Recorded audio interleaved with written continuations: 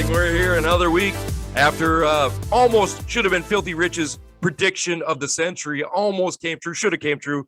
We're going to talk about that later on, but let's introduce the man that had the amazing prediction, Filthy Rich. Filthy Rich, how are you? Well, you know, today is 3-1, and in 2015, LeBron James came back down 3-1 to beat the 73-win Warriors. I will treat to that, boys. Jeez, I thought I couldn't feel like I had to throw up more than I did last week drinking all that Tecate, but then there's that feeling again. All right, Judge Jimmy James is also here. Judge, you're a judge that didn't get that one right, but Filthy Rich did. Hopefully your card looked a lot better than the actual judge's cards. How are you this week? Oh, I wouldn't have judged it that way. I'll tell you that right now. But I'm doing good. I'm excited. Really excited to get into our Filthy Five this week because I can't wait because you know who's number one.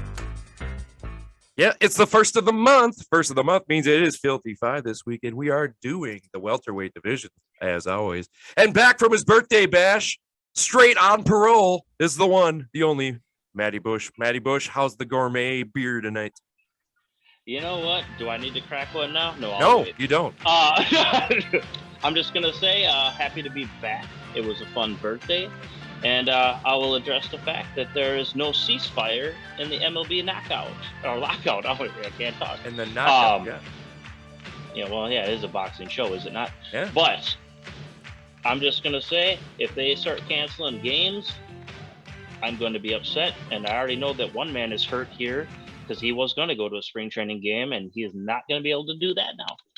I bet you there was never a lockout in any of your 26 seasons on your Super Nintendo baseball game. It was an Xbox 360. Whatever. All right, gentlemen, let's get this show on the road because we do have to do the Filthy Five and a lot of news and some reviews. But before we get into the toast, I am back in the driver's seat because Jim's going out of town. So guess what that means? I got my mute powers back and I'm putting on the massive mute so none of them can hear me as I say, it's time to crack the beer. Hey, gentlemen, if you hate me, please speak now or forever hold your peace. I like them already. Who? Huh? That's right. They love me. Cheers, boys. Oh, that's good stuff. All right. On with the show. Boys, Bruising News time. Let's get to it. We got a big, long show to do here today. So we're going to have to fire through the news because I have a feeling that our welterweights are going to have a lot of arguments in it. And we still have to get to the giant, awesome prediction of Filthy Rich and Jack Catterall. So let's move on with the news here. We're going to start with the heavyweight big news here. And I don't know if it's a smoke screen, if it's BS or what, but he said that it's coming out of the horse's mouth. Tyson Fury says he's going to retire after fighting Gillian White. He says, and I quote, "I'm out." Now, that's a bad thing because there's some big heavyweight fights that were supposed to happen, but because of Anthony Joshua, they're not. What do you guys think? Is he lying? Is he telling the truth? What's going to go on? Is he just trying to set up a bigger payday? Filthy Rich, what do you think? Well, yeah, he also mentioned something about buying a yacht and like all this stuff, and I'm done, he says. So, like, you know, there can be truth to it, but then you can't in that same breath say you're going to go down as the greatest heavyweight of all time because you're missing a lot of fights. So, to go down as one of the greatest of all time, you better fight Usyk. You better beat Usyk. You better beat Joshua. And maybe there's another name on there before you call it quits. You called it quits once before and you came back. So, I'm not saying it's a publicity stunt either. The dude is a walking 6'9" publicity stunt, but like he's a vampire. He has his money. He's ready to go, but this does not cement his legacy beating Gillian White as like the number one heavyweight champion of all time. So that's what he wants. He has a few more fights to actually prove that. He's got to fight Usyk. This is ridiculous. Why would you not fight Usyk? I mean, and Anthony Joshua, those are two giant paydays that even you wouldn't turn down. Filthy Rich, with all the money that you got, you still wouldn't even turn down that money. I mean, that's Filthy Rich money right there. That's what that is. Judge, that's LeBron money. That's what we're talking about. That's LeBron money. Judge, what do you think of this? Is he pulling a Matty Bush here and just blowing some smoke up our ASSs, or is he what's going on? What do you think? I don't know. Look, he was at a presser by himself. Dillian White did not show up, just like he said he wasn't going to. So who's got to talk? Someone's got to fill that time. Tyson Fury has to fill that time. And he loves to talk. And he loves to whatever, insert word here. I don't care. It doesn't even matter, man.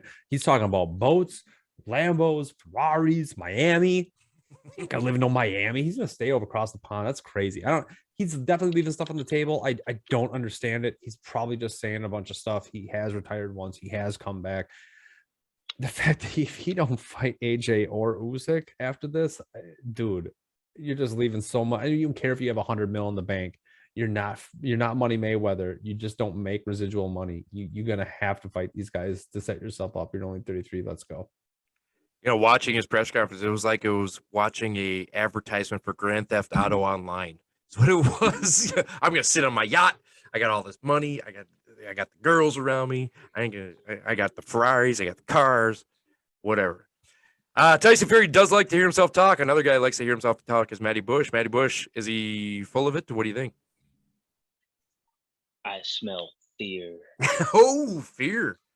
Fear of Usyk? He is No, he's fear he's gonna lose to Dillian White with that left hook. Oh yeah. I'm just gonna say it right now. I just said it. No, he is afraid. And by the way, I did some research and they have sparred before. Oh, shush your mouth. They have sparred before, and on good authority, Tyson Fury has been down twice in sparring. Dillian White, 0. That left hook is about to come for him, and he knows it's about to come for him in front of a big audience. Now he's talking about, hey, I'll take my money and I'm gonna run after I get put down. That's all I'm gonna say. I got it on good authority. All right, I'm gonna disagree with that. But I'm gonna agree with part of it. I don't think he fears Dillian White. It's a preemptive strike. I think it's a preemptive strike. He doesn't fear Dillian White. If he fears anybody, it's Usyk and Anthony Joshua. He doesn't want to fight those guys. He's not gonna retire on a loss. That's not gonna happen. Hold on. He will retire after White. Oh my jeez. White puts him down. Dude, Fury's been down plenty of times before. If you're sitting there telling me that he's gonna we watch Fury go down. He literally goes down and comes back all the time. It does not matter if you put this man down. He is going to kill you. He's the Undertaker. He sits right back up. No. There won't be no Undertaker situation if the left hook lands. I'm sorry for swearing. I'm sorry. This is coming from Matty Bush, who said Amir Khan win last 2 rounds against Terence Crawford. Less in 6. All right. Hey, just remember, I picked Kelbrook. So what do you want? Good, congrats. I mean, all right. Tyson Fury, I think let's take a quick vote. You think he's going to retire after this fight? Yes or no? Thumbs up, thumbs down. Filthy Rich, yes, he's going to retire or not? I don't know. I'm gonna go with no, though. I'll take a no. Judge is a no. Matty Bush, you gonna retire after this fight? After he. No! Oh my God! All right, he's just gonna be on mute here for a while. You're just gonna sit in timeout in the corner here for a little bit here. Oh my God! Because that's a unanimous no that Tyson Fury is not gonna retire. This is just, I don't know if he's trying to set up a money thing of, hey, Dillian White's not exciting, but see my last fight. I think that's what it felt like. It's my last fight. Order it. All right, let's move on. The new sexiest man in boxing, Ryan Garcia. Play the music. He has come out and said that Canelo Alvarez knows why he left Eddie Reynoso, as other fighters have before. Let's talk to Filthy Rich. What is Ryan Garcia saying besides that he's the greatest Instagram and sexiest boxing star of all time as of last week? What is he saying about Eddie Reynoso? Go ahead. Look, it sounds like Canelo started shooting back. And this was a shot at Canelo saying, you know what's going on there. He did not have time for me. And there is a long list of people that he did not have time for. How he showed up late, or he showed up for one fight with, was it Ortiz? I mean, there was a lot here that we did not know about last week. So I think Reynoso and Canelo are an item and no one else is. This is not a threesome. So kind of what's going on here. I think, and I like it. I like that Ryan Garcia is putting people on blast. Props to you. Well, hey, he gets the new title last week of the sexiest man in boxing, and now he has to start lighting people up. I like it. He's going to be posting them Instagram things. Judge, what do you think about your new favorite sexy boxer, Ryan Garcia, calling out Reynoso and Canelo in the same post? Look, Garcia is saying that, look, Frank Sanchez is one of Reynoso's big guys, is a heavyweight guy. I think it's heavyweight, right? Yeah. So, I'm high up on Frank Sanchez. Reynoso, according to Ryan Garcia, said that Frank Sanchez only showed up the day of the fight. Virgil Ortiz Jr., the guy that we're maybe talking about later. We could be. He also left Reynoso. He joined Reynoso 4 months later. He just dipped out. Like, that's not. I get what Canelo is saying. You got to apply yourself, and he will be there for you. But also, if I'm Eddie Reynoso, why would you not give 100% of your attention to Canelo Alvarez and do whatever he says? What you want, Canelo? Anything. I will give you. Oh, it doesn't even matter, dude. He'll do whatever the hell Canelo wants. Yeah. Regardless of who else is in his stable. And maybe Garcia's got something, man, because I think I said previous show, like, he doesn't have the time, and maybe Garcia needs that time. More power to you, man. You're trying to win. If you're getting back in the gym, let's do it. But it's suspect. It's suspect. Ryan Garcia is definitely sounding like that jealous side piece. Eddie Reynoso will get all the Tatum meat Canelo wants. I'll tell you that. Matty Bush, what do you think? Do you agree with Ryan Garcia or Canelo Alvarez? Whose side do you take in the People's Court? I will always take Canelo Alvarez's side. And against Eddie Triple G, you Reynoso's didn't. Side. But I love Triple G. I'll show you the glove. But I'm going to say this right now. Ryan Garcia is a young punk who does not respect the sport. He's damn sexy. I'm gonna say it right. No. I don't care what he looks like. No, he needs to quit taking selfies and concentrate on the sport of boxing.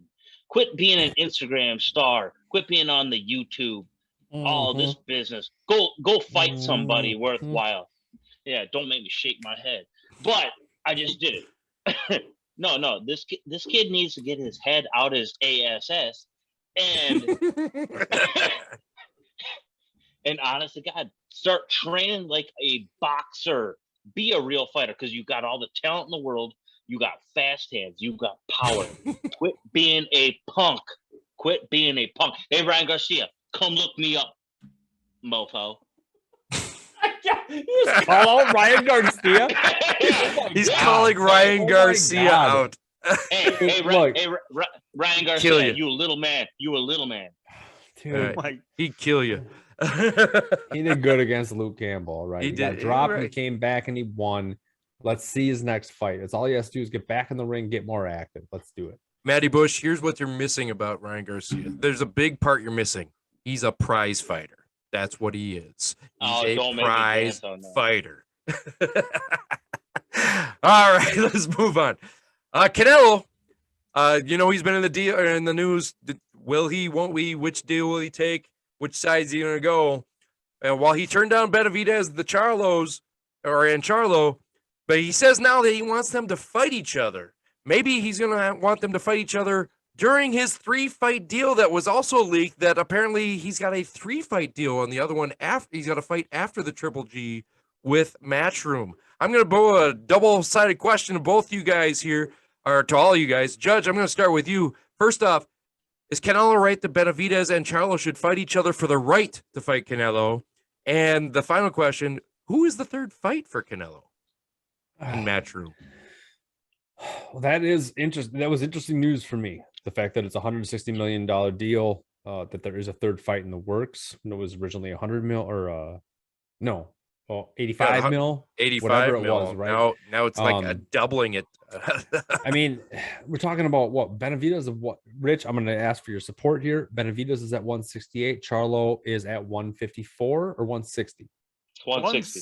Jamal is supposed to be moving up to 168 though. So yeah, he should be moving Jamal up. is yes. Okay. Yeah. So if this does happen at 168, Canelo is obviously fighting at 175 because he's fighting Dimitri Bivol on May 7th. Mhm. Now, if he wants those two guys to fight first for the Canelo sweepstakes or the pede, like he keeps saying, you know what? To be honest, why not? Yeah. Why not? If you guys really want a piece, Charlo's a big name. Benavidez is the big name. A lot of people say Benavidez is his biggest problem. If you guys literally just turned down a Benavidez Charlo PBC deal for 100 mil, why don't you split that in half, give 50 mil, 25 to each of a Charlo Benavidez to win, possibly to triple that amount of money, and go and fight him on the third fight of this deal after he beats Bivol and then does something against Golovkin, and then there you go. Well, why not? Why not? I agree with you on that. I don't think it'd be part of it because neither of those guys are matchroom, right? Benavidez and Charlo aren't matchroom. So he's not the third one. He's not the third one. The third one.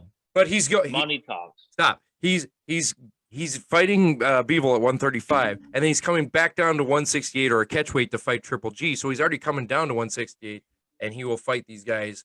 The winner, maybe, is what he's saying in the next year, the next Cinco de Mayo or whatever it is, or July of next year. Filthy Rich, what do you think? Should Benavidez and Charlo fight each other for the right to fight Canelo? Does Canelo have the right to dictate who gets to fight for his love? And who is that third fight going to be against on Matchroom? So who cares what Canelo wants? Canelo is not a promoter. No one gives a damn what Canelo wants. He's a backup and focus on himself. He does not get to call the shots. Let someone else call the shot. Shut him up, please, Raider. Got it. I'm on it. Thank you. So here's what, I'm not saying if you were smart, I'm not trying to go that route here, but Canelo needs to take these O's. You want to take people's losses. You don't want these two to fight each other. One of them goes in with, now they have a blemish on their record. Go beat an undefeated Charlo. Go beat an undefeated Benavidez. You're beating everybody who's undefeated anyways. Why let these guys fight each other? That was a stupid move, Canelo. That was a stupid thing to say. So let's go. Who's going to be the third guy? I don't know who the third guy is. It's going to be a cakewalk fight. That's what he's known for. Fight like a really good guy and then a cakewalk, and a really good guy and a cakewalk. Liam Williams or Liam Smith, or throw Liam Johnson. I'm just making up names at this point, but that's how he should go. He should not even encourage these two to fight, because I think we as fans want to see Charlo and Benavidez, but Canelo does not get to call that shot. I don't want to hear about Canelo saying, these guys get to fight me for my sweepstakes. Back off, bro. You don't get no sweepstakes, man. Just stay at 175 and go fight Better Biev. How about that? I'll drink to me. Filthy Rich, I'm going to drink to you, but I have one quick follow-up to that because you brought this up. And it'd be funny if Benavidez and Charlo fight around the same time that Canelo and Triple G are fighting. Benavidez versus Charlo, they could sell out Jerry's World with that fight, I think. Is it possible that fight, Benavidez-Charlo, would outsell a Triple G Canelo 3? Because it would be around the same time. It'd be pretty close. I think it would be. Well, what's your price point and who's Canelo's opponent? Triple G? Triple G, bro. That's what I'm saying. It's at that time. Maybe. I mean, Triple G sold out Madison Square Garden when no one else really was. So there's something there. But Charlo's from Texas. Benavidez has the Mexican heritage, from Arizona, I believe, or California.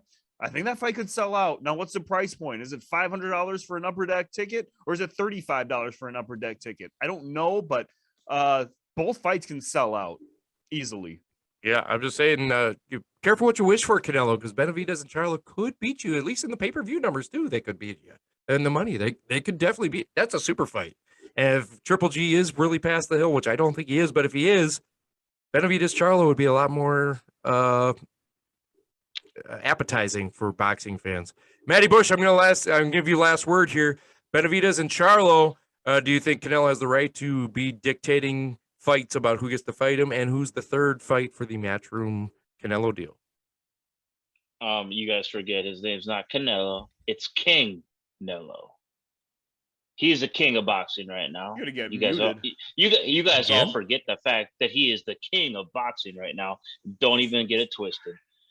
I'm going to say right now, Benavidez Charlo, is a wonderful fight, and I will watch the hell out of that.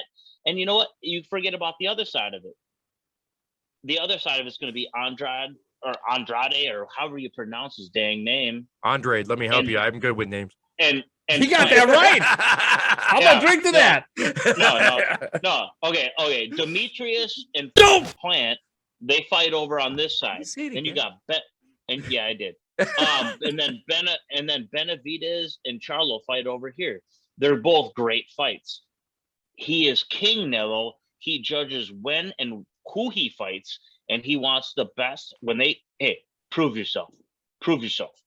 Whoever wins between Benavidez and Charlo, that's who gets it. And then after that, he'll take up scraps. This is after the fact he's already run through 175 division. He'll come back down to 168, and then he'll handle business. All right. Well, I'm going to end this segment quickly, but none of you three answered the question of who is the third fight in the matchroom fight. None of you guys. I asked that. I did. No, in the matchroom. Who'd you say the third fight was? I just did. Oh, you said Liam Williams. Oh, you said it would be a cakewalk regardless. I said whoever. Boxing News 24 is saying it's either going to be Makabu or John Ryder. That's the two leading candidates right now. I'm just saying those are the two lead candidates. How is that an $85 million fight against either of those guys? Don't quit your day job. John Ryder, did they really throw that out there? That's where they're at right now. Benavidez Charlo winner. That's what gets you 85 mil. But neither of those guys are matchroom. That's what I'm saying. He has a third fight with Canelo. Canelo is not with anyone. He does his own stuff. He is signing up with Matchroom for this fight. I don't care what you say, Rich. It doesn't matter. This is just how it is. It's how it is. I'm gonna agree with James on this, because even with a DAZN subscription, you still have to pay the pay-per-view price. DAZN subscribers will get a lower rate on the subscriber. And like you have to pay like 60, 80, I don't know, whatever it is. But if you're not a DAZN, you got to pay more. Yeah, you're wrong on that. You don't, because only Judge has to pay the extra thing because we go to his house to watch. That's how it works around here. Judge pays. I forgot. Hey, I forgot. You know what? Honestly, God, if the Judge is buying, I might be driving on down.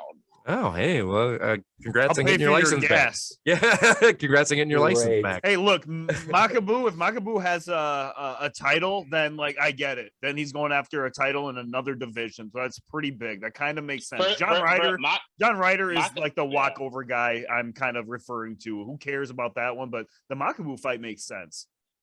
Or Lawrence Okoli, who just fought recently too and won. He has a title too. Should we address that? Cruiserweight. Should we address that ugly fight? No. I'm gonna address it. You're ugly. Easy. All right, that's all, folks. That is almost up. I love you, Richie.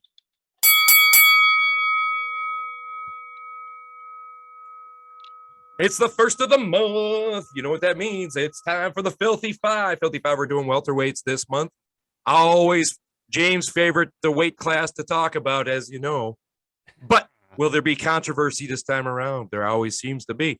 How this works is we all gave me our top 10 boxers ranked in the welterweight division, and the number one person on their list got 10 points, the number two got 9, and so on and so on and so on down to 1.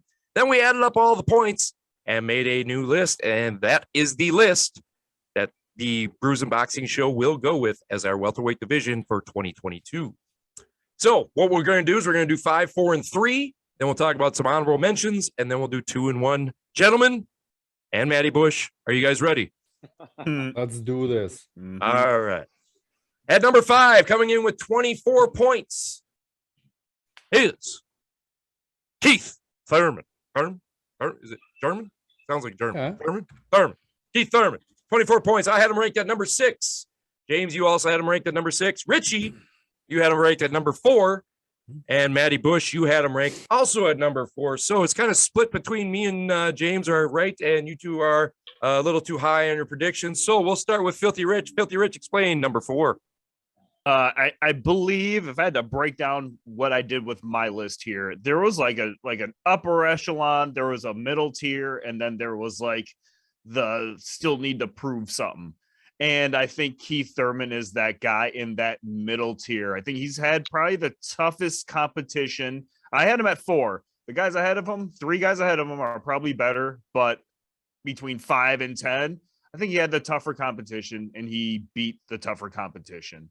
And we are not putting Pacquiao on this list. Nope. Otherwise, Pacquiao would have been higher than him. But yeah, that's why I have him at 4. I think he's just has the tougher competition that he's beaten. I forgot to put that star note for the viewers at home. Pacquiao is not allowed on this list. Neither is who just retired. Sean Porter is not on the list either. He's considered retired as well for our list this time around. So you go. Anything you wanted to touch on Matty Bush there before we get to the rebuttal of James, because you had him at 4 as well. Oh, that's a good way to put it. Can he beat all the guys below him? Absolutely. Would he give a good fight and possibly beat anyone above? Yes, he could. So that is why I have Keith Thurman at number 4. Just remember, the man is one time. Boom. Oh, goodness. Remember, you have mute powers. Yeah, I know. I just don't want to use him too much because I don't know if he figures out how to press a button to get himself unmuted, and then we're in problem. True fact. Very true fact. Judge, I think these guys are just going off what their eyes saw recently on Keith Thurman. I had him at 6. You had him at 6. Tell these guys why they had him just a little too high. Well, look, I'm going to start off by saying this. The list that we did in welterweights last year to the list we did now is there are people that there's no Pacquiao, there's no Porter, there's no Garcia, there's no Garcia. Like, this is kind of crazy when I was going through this. Like, man, there are a lot of people that this just isn't the same list, and it hasn't been that long. So a lot of turnover. It's gonna be interesting, but I have Thurman up there because he did well against Barrios. I mean, should have done what he did. Didn't look super great, but good enough to at least be in, close to the upper half. He's right in the he's right in the middle, man. He's right in the pocket. He has the chance to move up or down. But I just can't put him ahead just because he hasn't fought in it was like 3 years, man. Like, he still hasn't fought in a while, but he looked good against Barrios. I got him where he is. I'm not going to put him higher at this point. Fight somebody else in the division, and then we'll see what happens. But that's why I got him at 6. That's what I had it too. He hadn't fought in a long time. Yeah, he looked great against Barrios. It looked like he got the ring rust off early, but hey, it's been too long. So he just couldn't break my top 5 because. All right, moving on to number 4. 3 points ahead of Keith Thurman at 27 points is Virgil Ortiz Jr. Virgil Ortiz Jr. comes in at number 4. I had him ranked number 5. James, you had him at number 4. Richie, you're very smart. You agreed with me at number 5. And Matty Bush, you had him all the way up at number 3. Very interesting to have him up in the top 3. So, Matty Bush, you get to explain why he's the number 3 boxer on your list. He's aggressive. He wants all the fights. He's been calling people out. He is a straightforward fighter who wants all the smoke. And I think he has the skills and power to beat pretty much everyone except number 1. Interesting. He ain't King Kong Ortiz, though. He's Virgil. Virgil. He ain't got the King Kong power. Hey, he got power. Yeah, he got power. All right, Filthy Rich, you agree with me and have him down at 5. So you're the rebuttal to Matty Bush about having him a little lower. Well, yeah, I mean, just one spot lower than Keith Thurman. And again, it was one of them things. I think this is like the middle tier. I mean, it was top 5. After 5, that's when you get to the prove it fighters. But I think Ortiz has proven enough.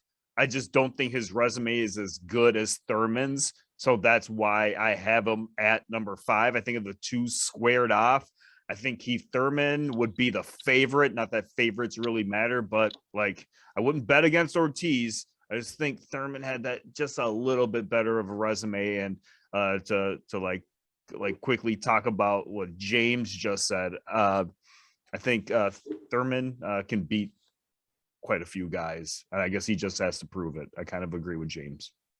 All right, Judge, you were ranked right in between these two. Bach had him at 3, Richie had him at 5, so you're a perfect middleman because at 4, what do you want to clean up on what these two guys, which way you leaning on their arguments? Look, Virgil Ortiz Jr. is a prospect. He is 23 years old. I mean, this dude is 18-0, 18 knockouts. Like, this kid impresses me every time he goes out. His last two fights against Mean Machine and against Hooker, I didn't think he was going to do that great against Hooker. I was high up on Maurice Hooker back in the day, and like he's not. This kid just is. He's got something. I can't put him lower in this division, especially given the names that have been gone. He's gonna give you a fight with against anybody. And this kid got grit, and he's good, and he's young, and he's gonna get better. And I can't put him off the top five. I have to keep him up there because I think he does. He has it. I believe he has it. He's a very, very impressive 23-year-old, and he broke barely into my top five just because he's young, but about how impressive he is. So I'm obviously me and Rich think the same way. Matty Bush, a little high, but hey, that's your list. So here's what we got to do. All right, coming in at number 3 with 31 points is Ugas. Ugas comes in at 31 points. I had him ranked number 2, gentlemen. 2. I had him up at 2. Oh, James, you had him at 3. James had him at 3. Richie had him at 3. Matty Bush had him at 5. So interesting there. Judge, we're going to start with you because you were the middleman last time. You had him up at 3. Go ahead and explain yourself. Look, I impressed against, I'm not going to break down the Pacquiao fight, but I was super impressed what he did against Pacquiao. And he keeps getting the short end of the stick over and over and over. He only has a couple of losses, and his losses, I mean, for the most part, against some pretty good opponents, right? And I'm really curious to see how he's going to do again in his next fight. But I can't deny the fact that he's got something. He is, one of the Cubans. So we don't know really how old he is. Says he's only 35. He's probably 22.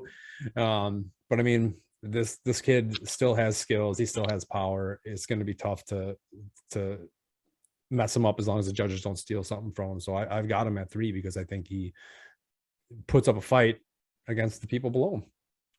Rich, I know you hate it when I say this guy's your guy, but you did talk about Ugas a lot. You talked about how he should be knocking these guys out. He should be doing this. He should be doing that. And then he goes out and takes your advice and beats Pacquiao. So you had him up as high as James did at 3. What else do you have to add to James's rundown there? Well, for one, he did knock out Pacquiao. I did say he needs to start knocking guys out because poor judging.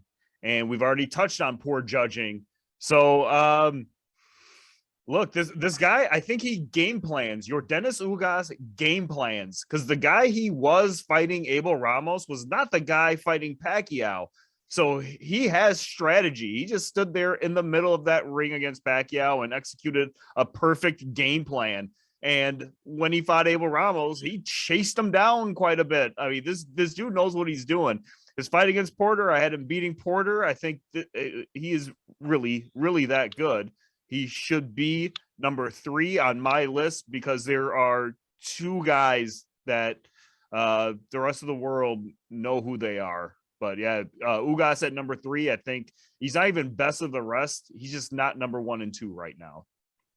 Interesting. Well, how do you feel about that, Matty Bush? Because you had him down at 5. Obviously, his victory over Pacquiao wasn't as impressive to you. I'm a little miffed that you had him down so low, and I want to know why. So go ahead. Now the floor is yours. Zero disrespect to Ugas. Zero. I love the way he fights, and I know how to judge a fight, but no one else does. I guess it's So I'm just Mute okay. him. Well, no. I'm just gonna say he will never. No! Oh, shit. Oh, jeez. Come on. All right, let's go. He will never okay. I put him where he was at. He puts up a fight against anyone because of his style. Do I see him beating anyone on a unanimous decision? No. So I'm putting people up ahead of him that I know will beat him because you know what? Ugas is not a popular fighter. Yes, I respect the skill set, but he is not a popular fighter. He has a style that will not win against any of these guys who are aggressive at any time in their career, especially these young guys. Even Keith Thurman, he's more aggressive. Yeah, you had Ugas- Thurman ahead of him. That's what I was going to ask you. You don't think no, that? no. I think Keith Thurman, once he gets that ring rust off, puts him to task. And I'm going to be honest about that. I'm still high up on Keith Thurman, and I always will be. But I'm just saying, Ugas, I put him up there, but he'll never get a fair shake against anyone. He's a Cuban style fighter, and he will never, ever get a fair shake. A fair shake. He just beat Pacquiao. What do you want? Okay, Manny Pacquiao was old with no legs. Come on, let's be honest. Pacquiao's been old for 10 years. It doesn't And his matter. He legs- doesn't and age. his legs went that night. It happens to every fighter. It went that night because Ugas made them jello. That's what No. That's what I'm No. thinking. I'm gonna reserve what I'm going to talk about on Ugas till later because I don't want to bust into a couple of other things coming up. But I did have him at 2, and I'll explain why later. All right, that's our 5 through 3. Thurman, Ortiz, Ugas. Now we're gonna get into the best of the rest. And gentlemen, I want to talk to you guys a little bit here because this was very interesting. Our top 6 were all in the 20s. Then we had 2 people in the teens, and then a lot of low single numbers. So very top heavy division rankings this time around. I'm going to go through them exactly what they are here. And I am not going to say these names right. I can already tell you that right now. So leave in the comments, Raider Live, you screwed it up again with the names. Because Drink to that. Let's just say, yeah.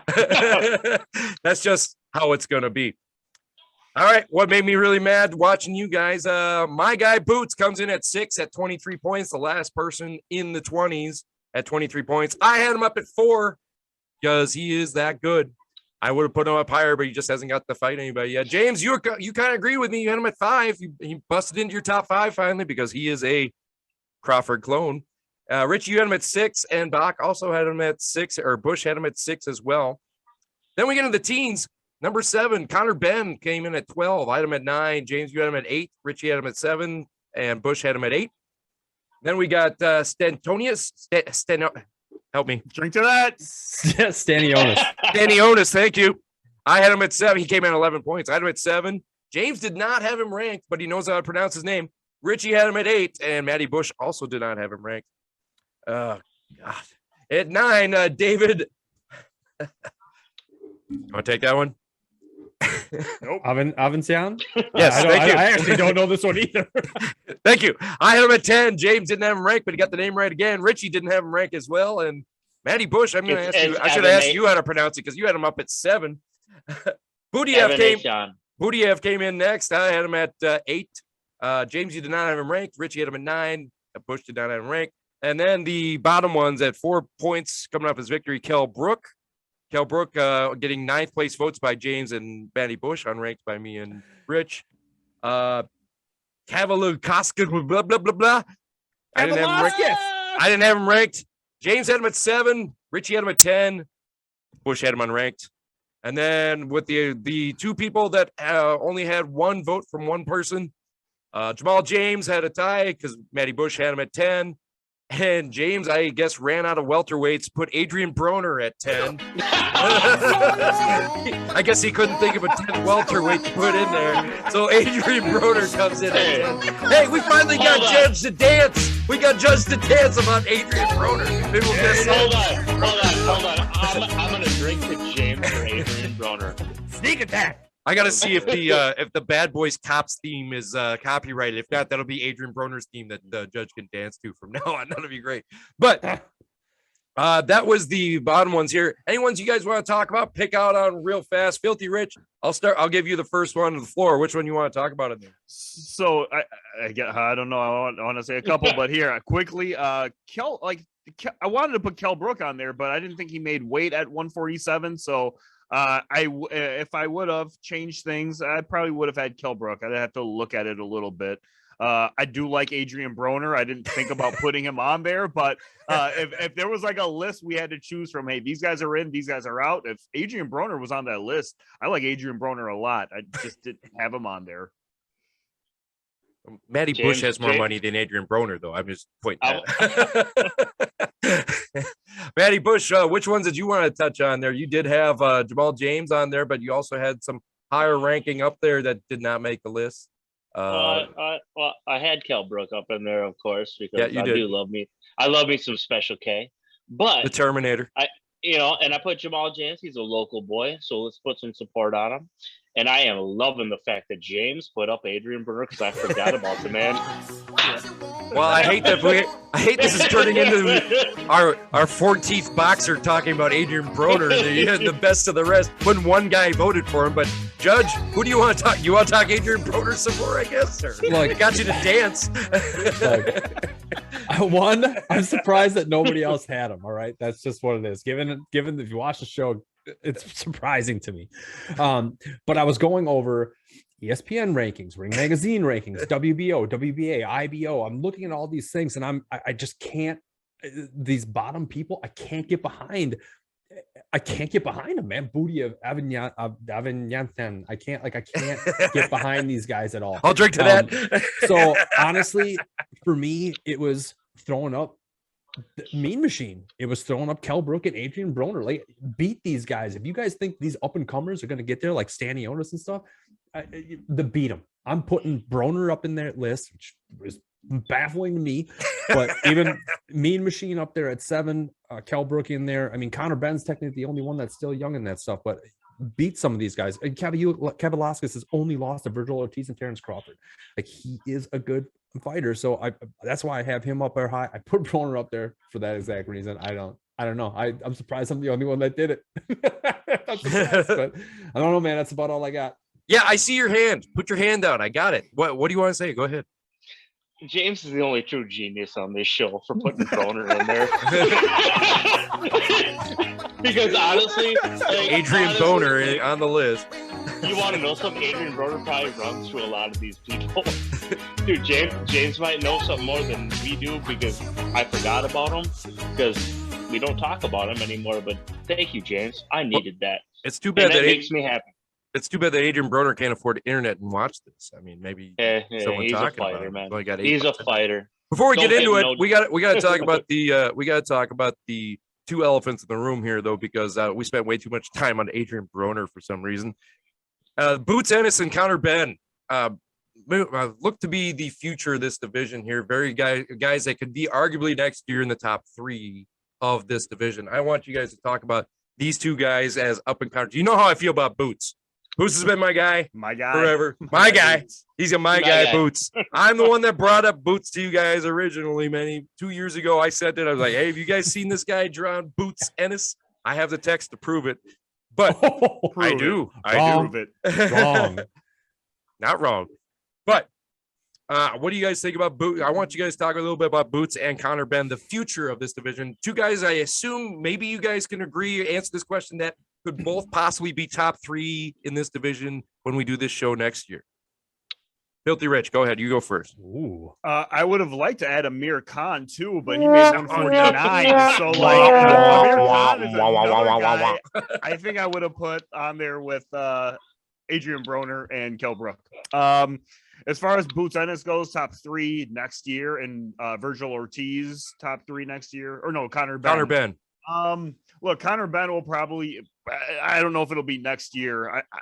It's hard to say because I'm looking at this list now, and a lot of these guys I want to even include Boots Ennis. I think these guys are all moving to 154 next year. So that's my take. Judge, what do you think? These guys seem like they should be, and you were talking about earlier how much this division turned over in just 1 year from when we did it last year. Do you think these guys have a chance to be in top 3, or do you think they're moving up like Filthy Rich is saying? It's definitely a possibility, man. I mean, Ugas might not be around next year. We don't know how long he's going to be around for. Spence this might be his last fight. We don't know when he's going to be around. Same with Crawford. We don't like these, the bigger people. I mean, Kevin Thurman could take 4 more years off again. You never know. I mean, it's 100% possible. Boots definitely has the ability to do it, but he needs to be tested. We need to see it. Like, he's got a lot of skill. The eye test is passed for me, but he needs to be tested against a top opponent. Broner? Or, I mean, even Conor Benn Conor Benn is the other one that he needs to fight outside of England. I want to see him fight somebody else outside of England and see that he's got some grit. He's got some good gusto. I've watched his last 4 fights, but he needs to get outside of the UK and he needs to fight someone better than Chris Algieri, who's making his sandwiches for him. So like, you just got to do something else, but it's definitely possible. Well, here's my problem with Conor Benn. Why I had him ranked. I had Conor Benn at 9 and Boots at 4. I mean, big difference between these two young and upcomers. The reason is Boots is trying to move up. He's trying to fight Crawford. He's trying to fight Spence. He's trying to fight the big guys. Conor Benn's next fights, he's challenging Kell Brook. He's challenging Amir Khan. What? Don't go down. Go up. Go up. These guys are done. You don't need to fight the Terminator with, the glass eye or the glass jaw. They're done. You don't need to do it. You got to go up. You can't go down. So that's why I have Benn so low compared to Boots. Boots is trying to go up. Benn is challenging, the scraps of England, basically. He's fighting more UK money. fighters. I know, but he's more fighting the money in scraps. there's more money in the scraps of England than there is against whoever else you're naming. But here. if you want to move I up the don't blame them. ranks, then you have to fight the better fighters. You want to make I the don't money, think sure. I don't think these guys care where they're ranked. They're looking to get the money. And if they put on a performance and, like James said, passes the eyeball test, he'll put on a show for everyone. And that's what we want, I think, as fans. Well, Kell Brook doesn't have the eyeballs to have the eyeball test. So Boom, I'll drink to that. Conor Benn has stated multiple occasions that he wants a title fight. He is ready for a title fight. Retaining whatever continental title that he has now is not a title. If he wants to fight for a title, he needs to get out of the UK and fight somebody real. Not no Chris Algieri, not no Granados, not no Formella. He needs to fight somebody real. And stop fighting in your own backyard. Go to someone else's house and fight. Man, Don't invite them all over to your backyard. Matty Bush knows all about that. He'll go to anybody's backyard and fight. So, Matty Bush, what do you think about these two, Benn and Ennis, and what we've been talking about? You guys really got after it, but Conor Benn, we'll start with him. Yeah, he does need to get out of the UK, but I think he only's got one more fight at this weight. He's going to go up. He's a big boy. He ain't going to be making weight too much longer. He's thick. He's going to have trouble making weight. He'd definitely be going up to 154, guaranteed. Ennis, yes, like James said, eyeball test, 100%. He's got skills. He can throw with both hands. He's fast. His footwork is actually pretty damn good. He hasn't fought. Can I say the word SHIT? Nope. I No, can't. you can't. But spelling it makes it better, I guess. Because that won't work through the censors. It's geez. Oh, man. Yeah, well, no, that you're going to be a parent. I'm just going to tell you spelling. We're going to go to the DOCTOR. Does not mean that she doesn't know she's going to the doctor. Okay, but yeah, your boy Boots. Yeah, he needs to take a dang step up. Like he wants to. No one wants him. I don't know about you can price yourself out of fights too. So maybe he's asking too much because Crawford's looking for a fight. And he is not exclusive to the PBC. He's kind of a free agent the way Canelo has been. And I don't see him fighting. I don't see him stepping in the ring with Crawford. That's a big fight. I don't think he wants that. That'd be no one wants a piece of Crawford, obviously. Boots wants a pizza. Boots wants. And I'd take Boots in a keg Tecate bet. Hey, wait, hold on. I would. Let me wave my little finger right here. Boots is trying to call out a retired Sean Porter. That's what he wants. That's because Sean Porter came out and called him out first. We talked about that. Move along. Yeah, we talked about why on that one. So don't even bring that one up again. Hey, and by the way, Sean Porter. Hey, don't make Sean Porter come out of retirement. Wax his ass. There he goes again. Wax is ASS. Is that what we're just gonna do? We're just gonna spell it. All right. Moving on. I'm gonna cut you guys off. Adrian Broner, if you can somehow get internet to watch this, put your address in the comments, and Matty Bush will come to your backyard fight. So, and I might take Matty Bush in that fight. I'm just saying. All right, let's get to our top two here. Don't know if there's going to be any movement up here, or if it's going to be unanimous or not. Definitely not going to be unanimous because I already have my number 2 already voted in Ugas. So, number 2. With 35 points is the race car driver, Errol Spence Jr. He is number 2 with 35. I had him down at 3. James, you had him at 2. Richie, you had him at 2. Bach, you had him at 2. I said Bach, Bush. I got to stop saying Bach. It's on my screen as Bach over here. I'm sorry. Matty Bush, you had him at 2. You guys all had him at 2. I had Ugas just slightly in front of him. So I'm just going to randomly pick one. Matty Bush, explain why Errol Spence is 2. Well, why wouldn't you? The guy's all right, an hold on amazing a second. Judge, why don't you go and explain why Errol Spence is number 2? Jesus. Mute. Oh, look, man. Why wouldn't you? That's what bought that one. Well, sorry, boss, but yeah, I mean, Spence is 2 because I think he doesn't beat my number 1. I mean, that's just my opinion. He beats everyone below him, but we'll see what happens when he comes back after his little eye deal. I think this is his first fight back since it, right? So yeah, I had the eye problem. Second. Yeah, Second. Is it his second? Yep. Nah, well, Danny Garcia doesn't count. I mean, this is gonna be, don't give me that face, Rich. Yeah, No, it wasn't Garcia. No, Garcia was before the accident.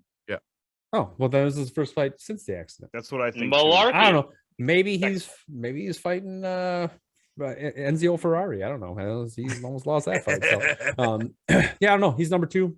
I really don't have much to say about it. He's number 2. Beat him. See what Ugas does.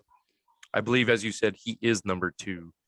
Was that like a code? You're calling them SHIT, like Matty Bush says? No. Oh, okay. All right. Matty Bush, you're out of timeout. Go ahead, and if you want to talk some more. Well, I'm out of timeout. Oh, okay. I guess you're back on timeout. Filthy Rich. What? Errol Spence, number 2. Your thoughts? Look, there's 2 guys at the top here, and it doesn't seem like one wants the other. And Errol Spence, that one that I'm starting to believe he doesn't want any of that. So I think he beats everyone below him. He has a big fight with Ugas coming up. And this is the point where Ugas can prove that he's actually number 2 and not Errol Spence. But until we see that, Errol Spence has been number 1 in my book for a long time, but it's gotten to a point where he's been dethroned. He's the second best welterweight in the world. All right. Well, I gave Matty Bush 2 chances here, so I'm going to let him cool off a second. I'm going to explain why I had Ugas at number 2. I think Ugas, you guys know in the history of the show how big a Spence guy I have been. I put him in front of Crawford a bunch of times before. Ugas impressed me too much in that Pacquiao fight, and Spence, I just don't think he's right after the car accident. I just really don't. And then there's the eye problems. I just think he's going to start free falling, and I'm sad to say that the Spence Crawford train has already passed the station. I don't think it's good. It's never going to be as good as it would have been 3 years ago, And it's going to be when they eventually fight, it's going to be like Kell Brook and Amir Khan. It's going to be way too late, and it's not going to mean anything anymore. It's not going to mean Crawford on top. Well, at least it's not going to mean as much anymore. Is that what I'm thinking? So, all right, off his second timeout, Matty Bush. Do you have anything to add? Oh, I'm sorry, Matty Bush. We are out of time on Errol Spence, so I apologize for this. Maybe next week we'll get to you there, Matt Damon, but we are out of time on Errol Spence Jr. I'm kidding. Go ahead. What do you got for Spence? Do you have anything to add, the final questions or final thoughts on Errol Spence? You guys all forget he's one of the best body working punchers in boxing, especially at this weight class with long range. Forgot. And you know what? He cuts weight so hard that he's still bigger than everyone else at this weight when he gets in there. Except for one man, and the best man. He'll never. Obviously, we're talking about. He beats Boots Ennis with one hand broken. Done. Said it. Jeez. All right, Mute good. Just mute me. No, I Please do. I've used enough mute. Thank you for the mute. Oh, that's funny. I'm wearing out my mute button here. I mean, it might not work anymore. I just you can forget Errol Spence as a champion, right? We forgot. Yeah, Thanks maybe for the maybe reminder. you're champion. I'll drink to you, Matty. I can't believe that we forgot that he goes to the body like nobody else. I'll tell you that. But He's a great body work. Great body. You know who else has great body work? Ryan Garcia. No, I'm not dancing. I am not dancing. That's right. Ryan Garcia has some great body work. All right, let's get to our number 1 here. Our number 1 I think it's pretty obvious who's left if you're following us here so far. With 40 points, unanimous number one across the board is Terence Crawford. And I hate to say that because I think Terence Crawford suffers from that thing that he just doesn't fight anybody, but at least he's starting to take some more fights. These last few fights, since we've been saying this, since the start of this show, he's actually started to take some more fights. He fought Sean Porter. Good job.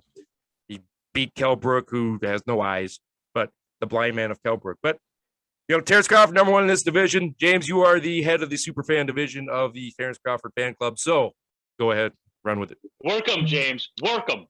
Look, Crawford is unmatched, man. Boots. Both hands. You can say that all day, and they are they are very similar in styles, and I would love to see them go at it and see who wins at that point. But I don't think it'll ever happen, at least not at this stage. But Crawford is number one. I believe that he is one of the best pound for pound boxers because of his skill set. He's beaten Sean Porter, Kell Brook, Mean Machine, Amir Khan, Jose Benavidez, Ndongo. I mean, Victor Postal. I mean, Hammer and Hank Lundy. I mean, you tell me that this thing doesn't have like a Hammer and resume. Hank Lundy. Yeah, dude. Dude, Hey, Hammer. put respect on Lundy's name. Yeah, but he's got people, all right, and he can't get people to fight him, all right. And if he's pricing himself out, so be it. But you got a prize fighter now. Maybe he'll make some. You got to say, man, he's been under racist Bob Arum forever. So this is just give 2022 a chance. All right, Crawford, 2022. What's up? Did he also beat Greg the Hammer Valentine? I've never heard this other guy. The Hammer Valentine is the only one I know. Filthy Rich, jump in there because I talked wrestling, so now it's your turn. I'm not gonna pick apart everyone James just said. It was a bunch of good fighters, nothing elite, but that just speaks to people ducking them. I mean, for the longest time, Golovkin had no names on his resume, and it was because people were clearly ducking this guy. And I'm thinking that's where Crawford is at this point in his career. People don't want none of him. He's already talking about moving up to 154 because he can't get a fight at 147. And when you're a 147 fighter looking at 154 to get an even fight, that sounds like some Sugar Ray Robinson stuff to me, man. So, yeah, I think, Ring Magazine, they only have their champion based on unanimous decisions. That's what we have right here. We have our first unanimous guy. 4 of us all agree that Terence Crawford is number one. If there was any time to award someone the bruising boxing belt, it is Terence Crawford. You're bringing that back. I like that. We brought that back from the original. That they wouldn't be the champion unless it was unanimous. So well I'll drink done. for that. I bet you would. Matty Bush, you've been surprisingly well behaved during the Terence Crawford's part here, so I'm going to give you the last word. Go ahead. I love Terence Crawford. Yeah. He's an old school throwback, and he is the combination. He's a beautiful combination of 2 of my favorite fighters of all time, and also 2 of the fighters who had the war, Tommy Hearns and Marvin Hagler. He is the epitome of both those fighters combined. He can switch stances like Marvin Hagler. He's got that stink long arm. Don't. Oh, pop. Please, crime. Yeah. Went as long as he could. Just mute him. He's got the pop like Tommy Hearns. And you know what? Why would you ask him to move up? He has to move up again. Everyone thought he was too light at 147 for moving up. Everyone's like, oh, he's not going to carry his power. Guess who did? Terence Crawford did. And I'm going to tell you something right now. If he moves up to 154, will I support him? Yes, I will. Right on. Quick question here. Out of all the boxers that Judge named there that Crawford has beat, how many does Matty Bush beat of those boxers that he named? Half of them? Yeah. Yeah, that's my point. Yeah, exactly. No. Nice list, Judge. All right. That's our list here. Number 1, Crawford. 2, Spence. 3, Ugas. 4, Ortiz. 5, Thurman. And then we're going to get into the names that I can't pronounce. 6, Boots. My guy, Boots. 7, Ben.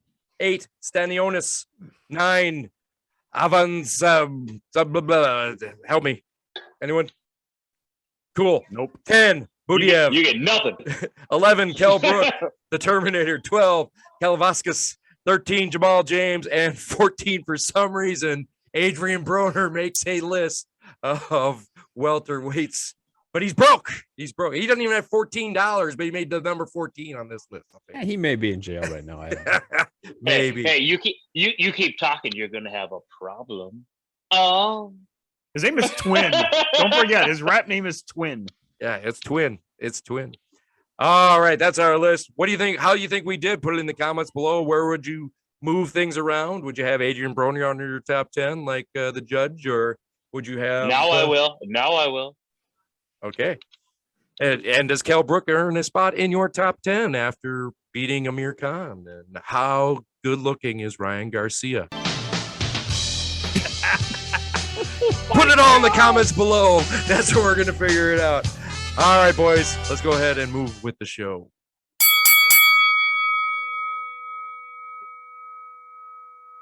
All right, after that long and frankly awesome Filthy Five segment, we got to go on to Brews and Reviews here, where I have to give mad props to LeBron's keeper up there, Filthy Rich. We all kind of like brush it off when he said, I love everything about Catterall. I think he's going to win this fight. I frankly think he won this fight. I think he did win this fight. But, Judge, I'm going to let you break it down first and tell us about this fight, Catterall versus Josh Taylor. Ooh, all right. I will try to do this as quick as I can. Catterall came out and just was, I don't want to say dominant, but controlling. He was very controlling during this fight. Taylor came out and he just seemed, I don't want to call docile, but one punch back up. And Catterall kept doing 2-3 punch combinations. His stiff jab, his southpaw. He had the jab in the straight, and he had it on point, and he was out timing Taylor. It was pretty apparent to me. I'm really surprised at the outcome. Taylor got dropped in the 8th by a straight shot.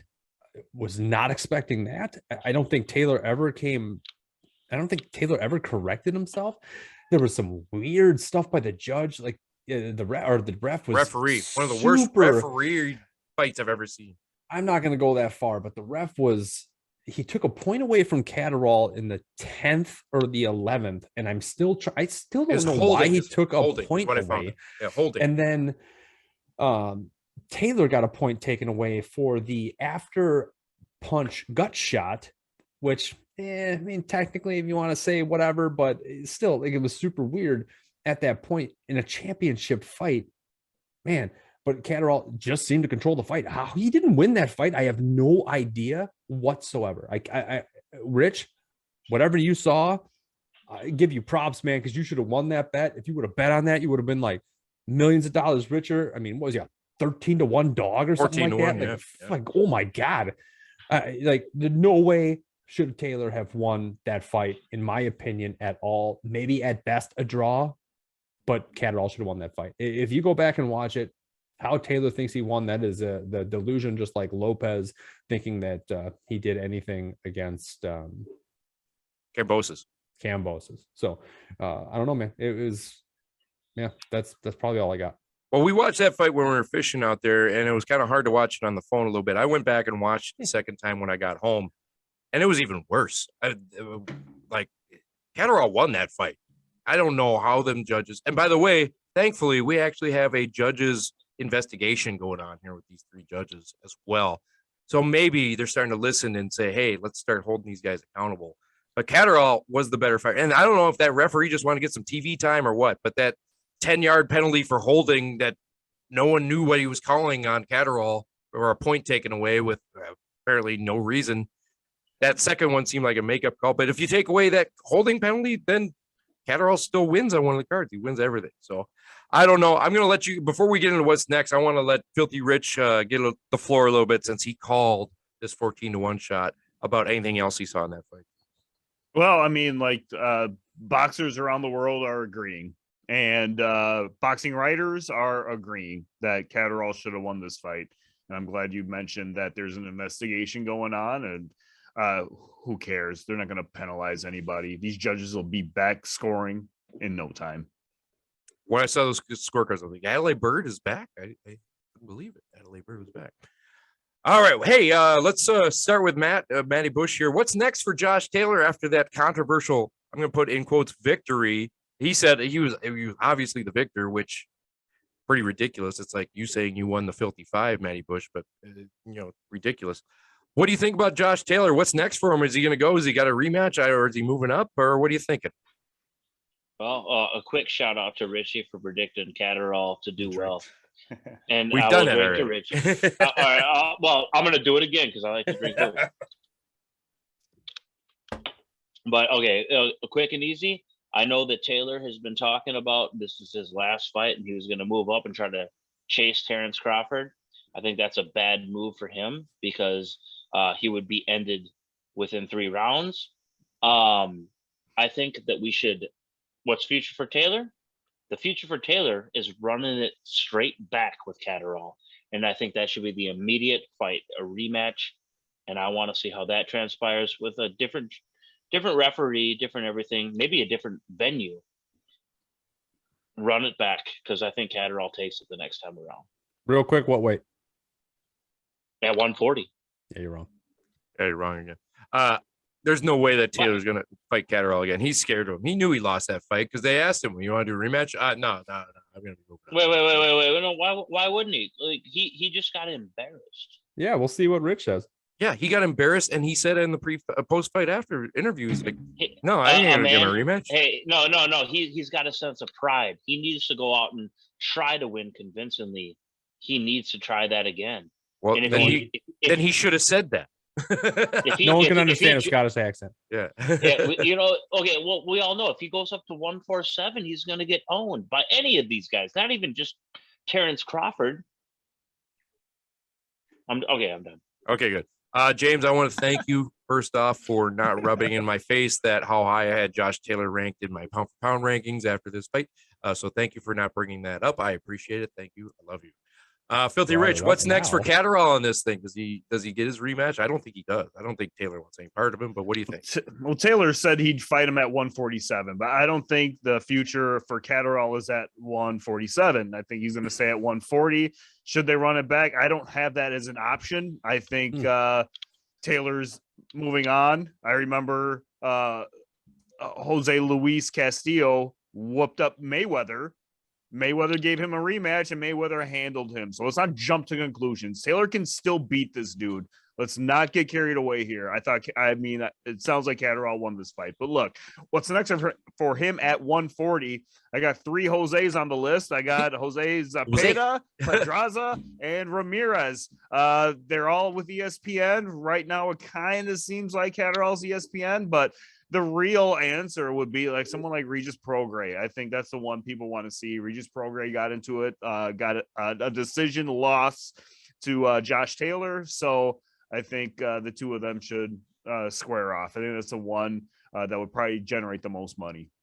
I think the one good thing that does come out of this ridiculous decision is Catterall's name's out there now. He might get a big payday on his next fight, at least. Even if it's not against Josh Taylor. People are at least he's got that name recognition now, even with the loss. He's got the name recognition. Matty Bush, we usually don't go back this, but you had your hand raised. What? Well, I'm glad that Richie brought up Mayweather's name and the Castillo, and we all know how that fight went down. Thank you, Richie. But just to touch on Mayweather's name associated with Catterall, he sparred with Mayweather for many, many rounds over the years, and thus the reason why he was able to do what he did. And I'm glad that Richie brought up Mayweather's name. So it was a little conduit. Well, the last thing I want to say about what Richie said then, too, is he says, it might not go the same way the second time around. Well, Josh Taylor's corner was imploring him, when are you going to go out there and just do it? You should know. It's time to turn it on. He couldn't do it because Catterall was that good. So, and I don't know. I think Richie would nail it before. Catterall's a lot better fighter than people are giving him credit for. So well done. You got one done. last word, boss. Judge wants the last word. Look, I'll tell you right now, Josh Taylor was throwing one punch and backing up, one punch backing up. He was not throwing combinations, and I don't understand why. If he's as good as he said he was, all he was doing was one punch and backing up. He needs to change that. He needed to be more aggressive if he wanted to win that fight, and he did not do that, and I don't know why. Go to 147 and get destroyed. You know why he's going to get destroyed up there? Yeah. Because he couldn't. He had to do one punch count because he was scared of the power of Catterall. Catterall had power, And if you're scared of the power of Catterall where you can't throw a combo, 147, you're going to die. And Josh Hey, Taylor, Virgil- Josh Taylor, you are officially off my pound for pound top 10 list. You have cannonballed off the list. I was wrong. Go ahead. You guys can save that soundbite. I was wrong. Josh Taylor moves up to 147, gets smashed by Virgil Ortiz. Yeah, we already talked. Look, and I do want to mention, I don't want to let James get the last word. I'm going to try to steal this one. So You were the last word with the Catterall prediction. I do think Catterall does beat him. I want to get my words twisted, but like if there was a rematch at 140 or even 147, if that's the case, I have Catterall winning. I'll take Catterall one more time. And I never had Josh Taylor in my top 15 on the pound for pound list. So Yeah, I already said I was wrong. You don't have to rub it in. Great. I'm Don't not you talking attack about me you. like I'm that, talking Rich. about me. Don't attack me like that, Rich. Hold on. I wasn't on there for that list, and I would never put Taylor on there either. Boom, Yeah, done. good. No one Don't asked. you dare. Watch your mouth. Hey, Matt, hold on. It didn't come through. What'd you say? I said, Oh, what do you? Oh, I can't hear Yeah, him again. that's It what you didn't said. work. Oh my gosh, I don't understand why. Why don't you get some internet up there? I don't understand what's going on. All right, that's our bruising reviews. I was wrong. Josh Taylor, you suck. No, I'm kidding. You don't suck. But Catterall, you are awesome. Well done. Well done. You won that fight. You deserve all the credit in the world. All right, let's move on with the show.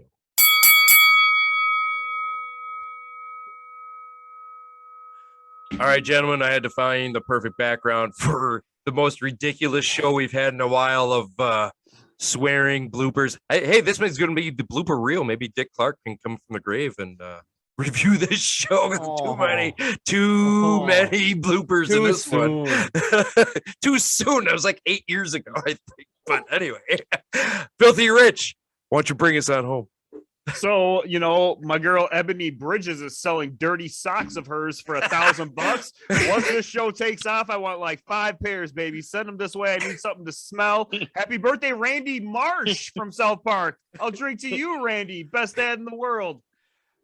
Did Filthy Rich just say he was going to spend $5,000 on 5 pairs of dirty socks? That's the perfect end of this show? Off, yeah. That's the perfect end of this show. All right, Judge, before I ask you where they can do your spiel here, your guy Chocolatito is going to fight Martinez instead of Estrada this weekend. How sad are you? Who's going to win? It is going to be a brawl. You need to watch this fight. It should have been Estrada. It's now Julio Cesar Martinez. It's going to be a brawl. I think Chocolatito will win by decision unanimously. Let's go, Chocolatito. Thumbs up if you think it's Chocolatito for the win. Okay, everywhere unanimous. Chocolatito is going to win this weekend. That's our Bruise and Preview. Judge, if they're watching us, where can they listen to us? If they're please give us another week after this one. And if they're listening to us on a giant long road trip and they just got to their destination, where can they watch the reactions of this show? Man, if you are watching us and want to listen to us on your road trip because you're doing something this weekend, you're going to have to go to any major podcast site, type in Bruise and Boxing. If you are listening to us and go, you know what, I want to watch this show instead because, man, who knows what the faces, I want to put names to these faces. You're going to go to YouTube, /Bruise and Boxing. All right, Matty Bush, you are now 40 years old. You are now officially an old man. Give us some words of wisdom out the door. Words of wisdom out the door is, we had a fun show. We had a lot of laughs tonight, but, we got some serious stuff going on. And I'm just going to say my thoughts and my prayers to all the people of the Ukraine right now.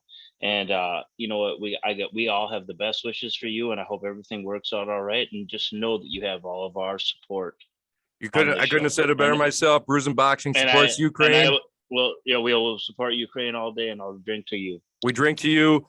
Best safe wishes to everybody in the Ukraine, including the Klitschkos that are fighting. Lomachenko going back and fighting for his home country. Who am I missing? Usyk going back. Usyk going back and fighting for his country. Postol going back and fighting for his country. These guys show that money is nothing when it comes to human rights, human pride. We drink to Ukraine. Stay safe. Stay healthy. Let's stop war. War sucks. We drink to you. Thank you. Yeah, and I won't edit that one out. Yeah, that's okay. All right. Thank you guys, everybody. Stay safe in the Ukraine. We drink to you. Thank you, everybody. Good night, everybody. We will see you guys next week.